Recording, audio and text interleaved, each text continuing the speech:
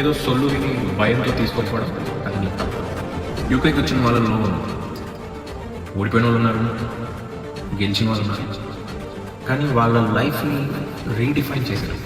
నేను ఈ so-called influencers ఇన్స్టాలోని యూట్యూబ్లోని పెట్టే వాళ్ళని నేను తప్పు పట్టుకున్నాను. I respect there opinions. ఎవడో రావద్దన్నాడని నీ జీవితంలో జరగబోయే అదృష్టాన్ని నేను వేరే చేసుకో. ఏమో నీ స్టోరీ వేరే అయిన వచ్చింది. Think big brother. Right time రావాలి, మనకి రైట్ టైం రావాలి అని చూడకూడదు, ఎందుకంటే అది రాదు. నువ్వే క్రియేట్ చేసుకో. నా వర్డ్స్ని గుర్తుపెట్టు. ఆఫ్ కోర్స్ ఇక్కడ స్ట్రగుల్స్ ఉన్నాయి. స్ట్రగుల్స్ అనేది జీవితం ఎక్కడ ఉంటుంది? ఇండియాలో లేదా? Welcome to JNY. So today నా టాపిక్ వచ్చేసి about abroad countries, whatever it may be, UK or USA. Maximum try చేస్తాను మీ వే ఆఫ్ థింకింగ్ మార్చడానికి. గెలిస్తే అది నీ విజయం.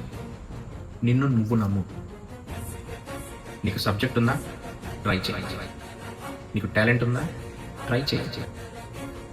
నీ మీద నీకు నమ్మకం ఉందా? ట్రై చేయి. నీకు నువ్వుగా ఆలోచించుకో. వీడియోస్ అనేది జస్ట్ రిఫరెన్స్. తర్వాత నువ్వు చేయాల్సింది రీసెర్చ్. అందరి జీవితాలు ఒకేలా ఉండాలి. నీకెక్కడో దృష్టం రాసి పెట్టుకుందేమో. నువ్వే ఒక పెద్ద కంపెనీ స్టార్ట్ చేస్తావేమో. జాబ్ కోసం వెళ్ళిన నువ్వే 100 of పీపుల్స్ వాళ్ళకి ఎంప్లాయ్మెంట్ క్రియేట్ చేస్తావేమో. Who nose?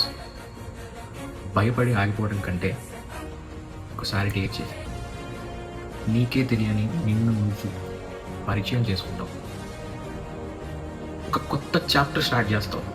నీ వే ఆఫ్ థింకింగ్ మారిపోతుంది. వాట్ ఎవర్ ఇట్ మేబీ, నువ్వు ఎలా అన్నారా, బట్ 120x పనిచేస్తుంది ఫర్ షూర్ బ్రదర్.